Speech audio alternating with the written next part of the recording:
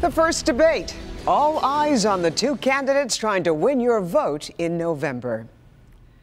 Well, topping our news tonight, a 90-minute debate that often got off track, but we learned more about Hillary Clinton and Donald Trump tonight. The debate began this evening with a discussion on the economy. I want us to invest in you. I want us to invest in your future. That means jobs in infrastructure, in advanced manufacturing, in innovation and technology, clean renewable energy, and small business, because most of the new jobs will come from small business. Under my plan, I'll be reducing taxes tremendously, from 35% to 15% for companies, small and big businesses. That's going to be a job creator like we haven't seen since Ronald Reagan. And that was just the start. They also touched on the topic of racial tension in this country. Take a listen. We have to restore trust between communities and the police. We have to work to make sure that our police are using the best training, the best techniques, that they're well prepared to use force only when necessary. We need law and order, and we need law and order in the inner cities, because the people that are most affected by what's happening are African American and Hispanic people, and it's very unfair to them what our politicians are allowing to happen. And then the debate ended with a discussion on national security and the fight against terrorism. When you look at what ISIS is doing with the internet, they're beating us at our own game, ISIS. So we have to get very, very tough on cyber and cyber warfare. We also have to intensify our air strikes against ISIS and eventually support our Arab and Kurdish partners to be able to actually take out ISIS in Raqqa and their claim of being a caliphate. We've been all over Metro Detroit tonight at a number of debate watch parties, getting your thoughts on style and substance and much more than that. Well, it was entertaining. Typically, they're pretty unadventurous, and as I said, that was not the case tonight. Let's get to Mara McDonald. She's live at Wayne State University. Hi there, Mara.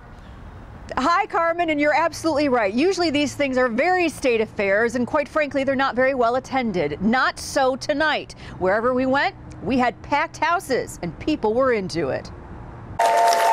From 300 people plus at the Imagine Theater in Novi for a GOP watch party debate,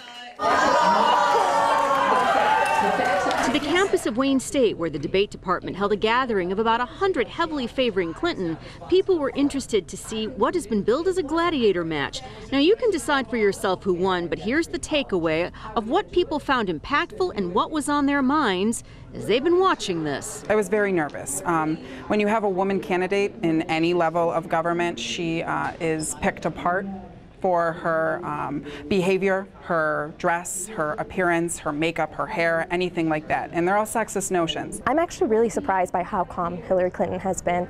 I think it'd be really hard, at least from my end, to hear somebody criticizing me like that on a national stage and not be able to react completely. I think he's actually doing very well for himself. I think he can be bombastic, and I think he's managed to calm it down a little bit and come off much more presidential than he has in the past. She is going to tax businesses right out of business, and our business is one of them that's going to go. Back here live. So here's where things get interesting for all of us in the state of Michigan this week. Clinton has 3 campaign surrogates coming to the state this week. Donald Trump is coming to Novi on Friday for a rally. I bet if we had a look at those internal campaign polls, they'd be mighty interesting right about now. We are live on the campus of Wayne State University. I'm Mara McDonald, Local 4. All right, Mara, and Michigan came up on a number of occasions tonight. Didn't take long for Donald Trump to take a shot at Ford during the debate. His criticism of the automaker came within those first 10 minutes when he talked about jobs moving to Mexico. Ford is leaving. You see that, their small car division leaving. Thousands of jobs, leaving Michigan, leaving Ohio. They're all leaving, and we can't allow it to happen anymore. Well, Ford released a statement shortly thereafter saying there will be no job losses in the U.S. as a result of the new plant they're building in Mexico. It reads in part, Ford has been in the United States for more than 100 years. Our home is here. We will be here forever. In 2018, Ford is going to move the Focus and C-Max production to a new plant in Mexico, but the automaker says they will be building other models at the Wayne plant.